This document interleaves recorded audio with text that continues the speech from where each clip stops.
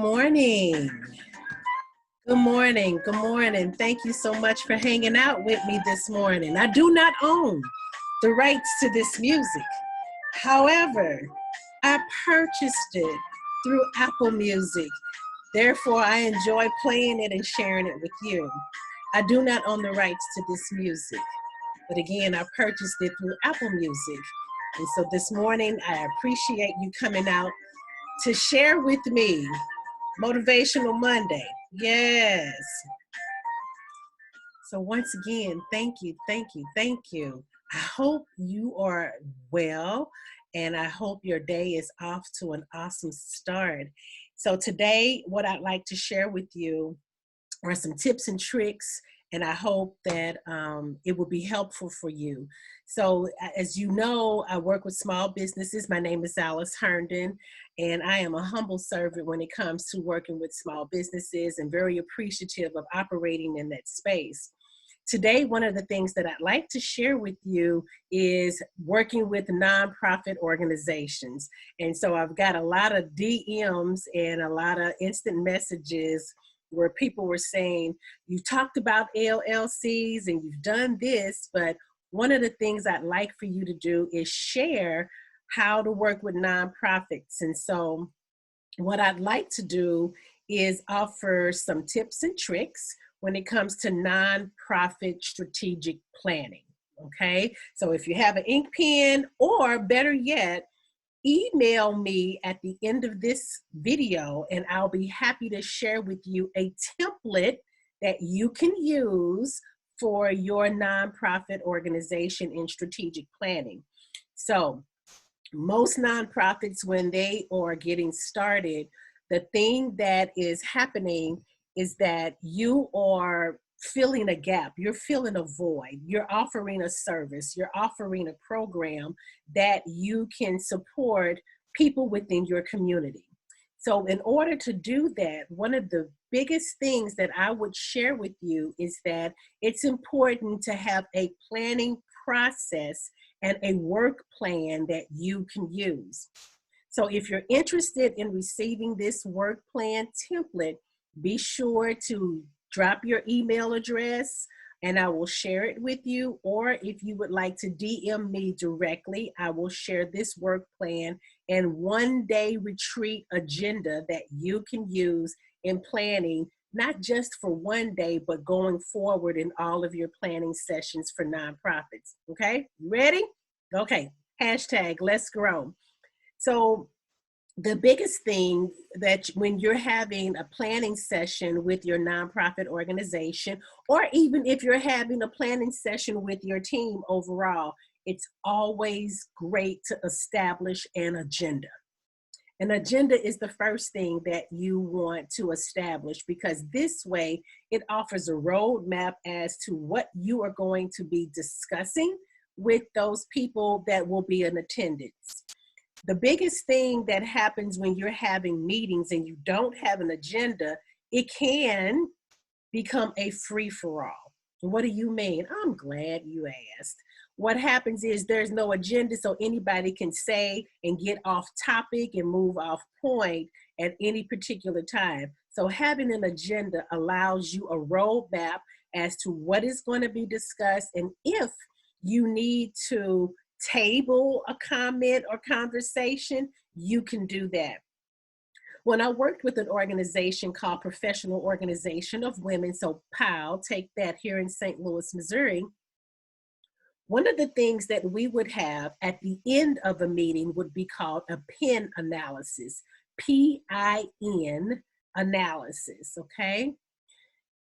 With this PIN analysis, it would allow you to identify what was positive, interesting, and needs improvement. And I'll talk more about that at the end, but that was one of the most powerful things ever, because it allowed somebody to scribe during the meeting, because you would identify who was going to take notes, who was going to take the minutes in the meeting, and who would serve as that point of contact to make sure that we were staying on topic. If a person was getting off topic, we would be able to identify very quickly that's not on the agenda.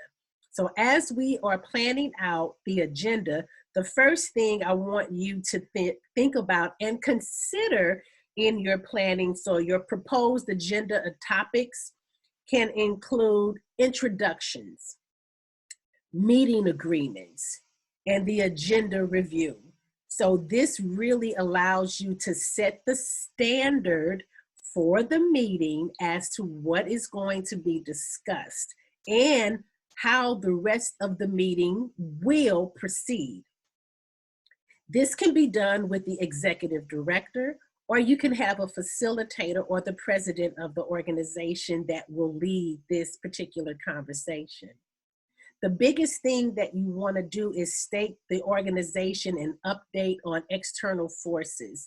So the other day I shared with you about doing a SWOT analysis, being able to identify what's happening externally, but also you want to make sure whatever is happening externally that the organization can deal with it internally, as that's considered your opportunity, okay? The next thing that you want to add to your agenda would be organizational history. So why did the organization come into place? What is it important about the organization? What's the history of the organization?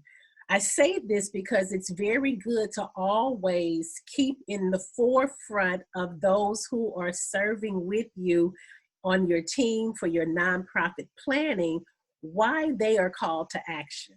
So a nonprofit organization doesn't mean that you can't make money or anything like that, but I really want you to take in consideration that the nonprofit organization has been established to serve the community in such a way that you're filling a gap that is not being filled, okay? Organizational history. So this is done. So this can be done by a presentation, and you could have a particular individual that will be part of this, or the entire group can participate in this and understand who plays what part within the organization, okay? The next piece is the program services that are currently being offered. What is it that you're currently doing? And what opportunities might you have when you are looking to do something different within the organization? The next thing that I'd like for you to consider is also the future needs of your clients and potential future challenges. Remember, I look at a SWOT analysis and not a SWOT analysis. Strengths, weaknesses, opportunities, and challenges. Yes, no threats. So when you look at the future needs of your clients and you also look at the future challenges of those that you're serving, think about it as a team. This way, everyone has buy-in. In a nonprofit organization, the more people that are supporting the mission and the vision of the organization, the better and the stronger the organization can continue to flourish. Write this down, mission statement. That's right. What's the mission? What's the vehicle that you're going to drive to help people within your community? Be focused, because when you have a mission statement, the mission statement really says, this is who we are, and this is what we do and how we do it, okay? So that mission statement is very important. A lot of people or a lot of organizations will tend to go after grants that has absolutely nothing to do with their current mission.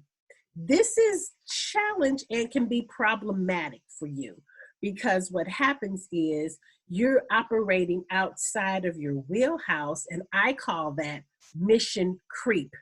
You're creeping up to something that doesn't have anything to do with your organization or why it was established.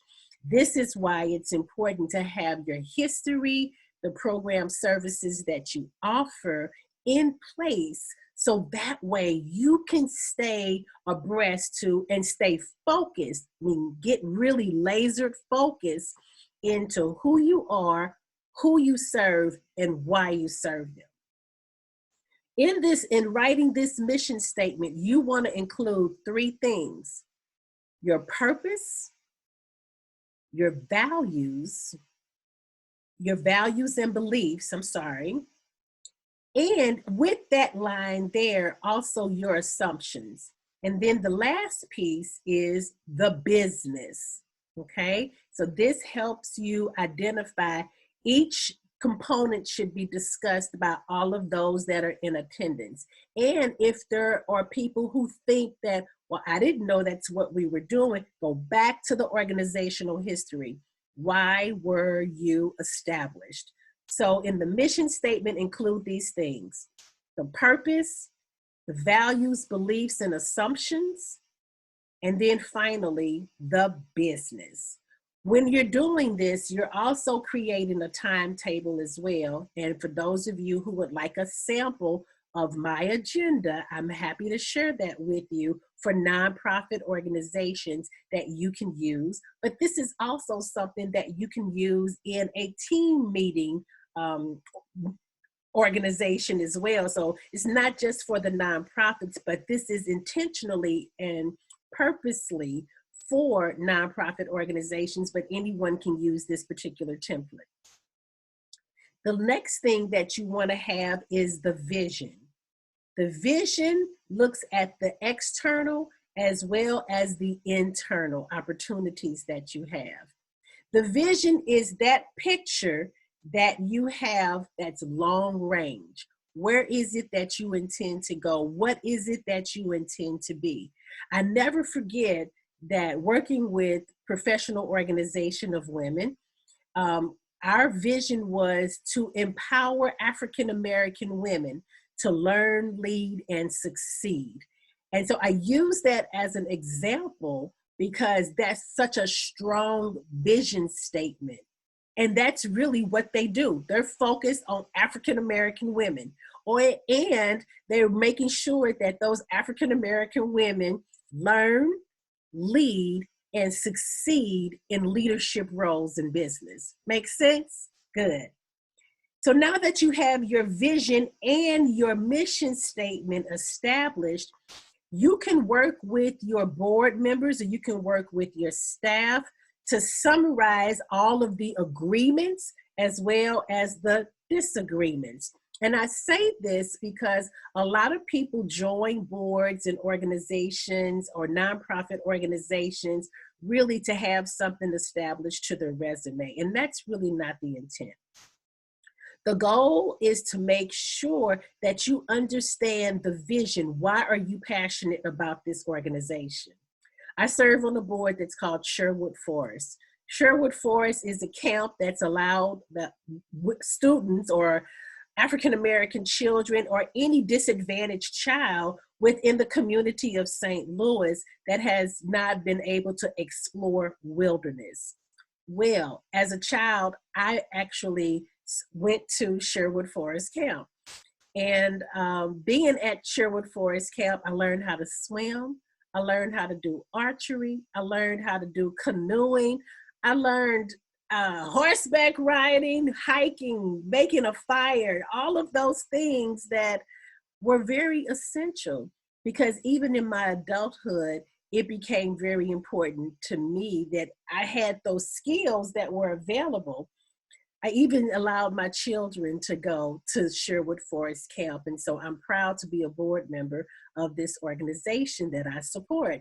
And so it's really about allowing children who are disadvantaged, who have not been able to be exposed to wilderness. They've only known the inner city, but when you learn the peace and the quietness of nature, it's a whole new experience. And so I really love this organization that I happen to serve. So now you look at program and management. Program and management is part of that SWOT analysis or SWOC analysis.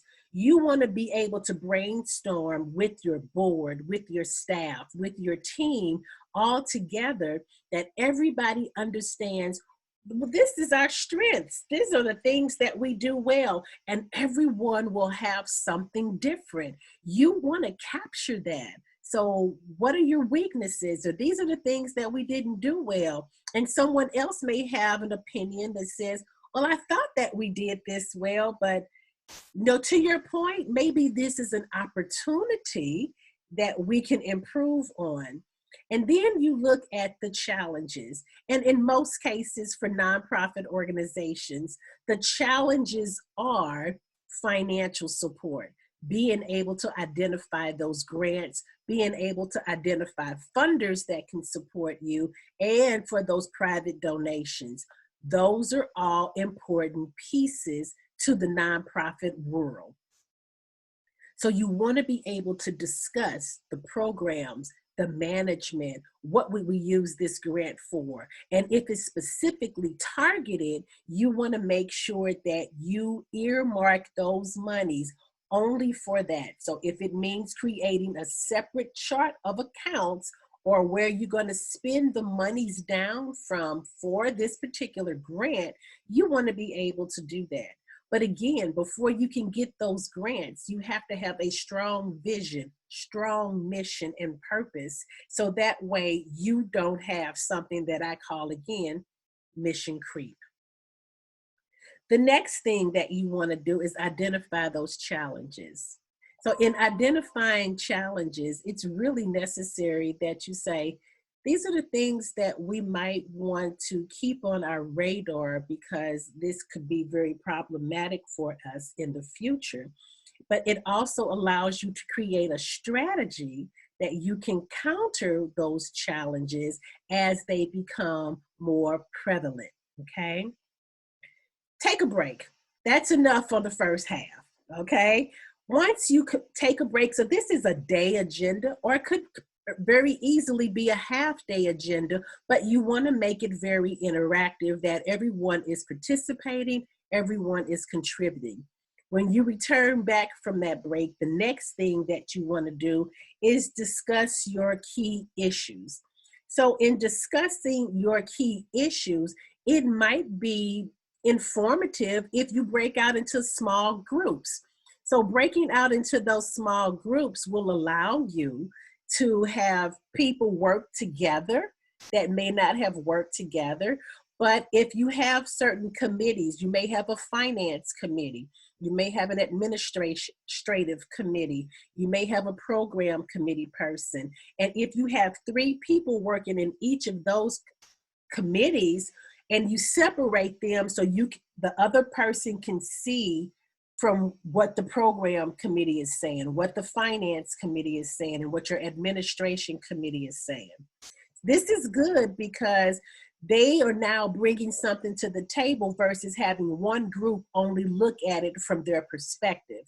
When you bring in other people to begin to look at things as a whole, but in separate groups, now they're feeding into, here's some challenges, and now you can notate what may have been similar from group number 1, group number 2, and for group number 3, okay? So you wanna be able to discuss key issues and challenges collectively, but also separately, so we can report back together as a team. I hope this is helpful for you. Identify short-term goals. Identify long-term goals. Short-term goals are those things that you can implement immediately, okay? I can do this right now. I don't have to wait. Long-term goals are things that you have to consider. We might need some more planning. We may have to put another process in place before we can go forward with this particular plan. But you want to identify short-term goals and long-term goals. Those things are very key in creating programs, management, and managing challenges as they present themselves. As you do that, you are able to identify, is it management or operations that we need to prioritize? And so in looking at that, short-term goals, long-term goals, priorities, things that we say, not right now, but it's a goal that we want to look at. And this allows you to now create your chart that you say, this is my 30-day plan, my 60-day plan, my 90-day plan. And then you want to come back and evaluate that every single quarter. The other thing that you want to identify is those topics that may have come up that may not have been on the agenda. This is where you identify, here's some issues that we did not have on the agenda that we can look at discussing in the future. And so that means we need additional information. We might need some clarification as to this process as we build out our priority list. And so you want to be able to look at, is this dealing with our programs? Is this dealing with our clients? So for me, one of the things that I do that happens to be a strategy that I utilize within my team, and that is anyone we touched in the previous year, we must touch them again in the current year. If you do not, that's a lot of clients that you've pushed to the sideline, and they may not have asked for help initially again. So the first time they asked for help, you helped them, but then now you no longer are helping them, but they are still saying, I need a little bit of hand holding. And so don't be afraid to reach out to those clients previously.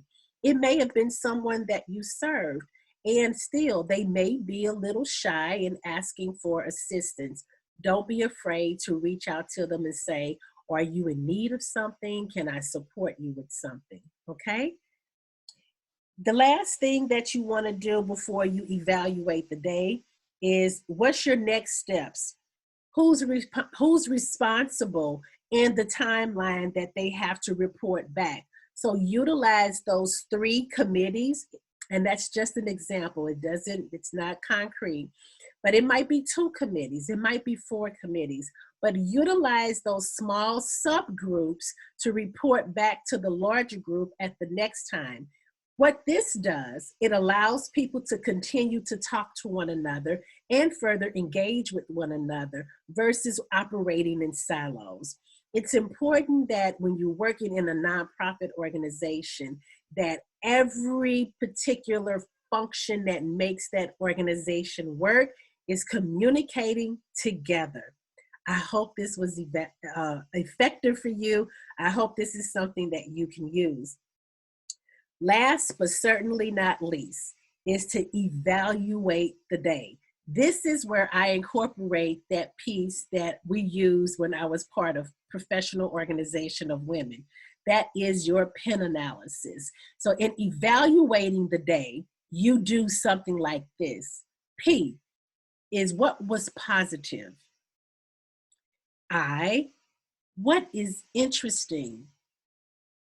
And then N, what needs improvement? If you utilize these tips and tricks to support your nonprofit organization or your leadership team, I promise you, this will take you a long way, and it's something that you can recycle and use over and over and over again.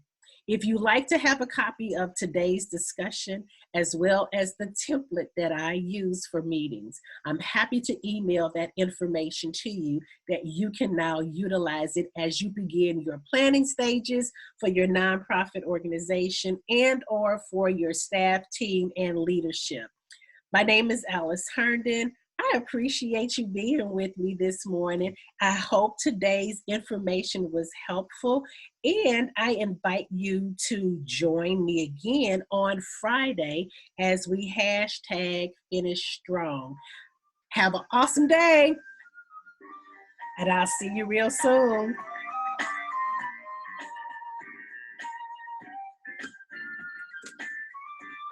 Yeah.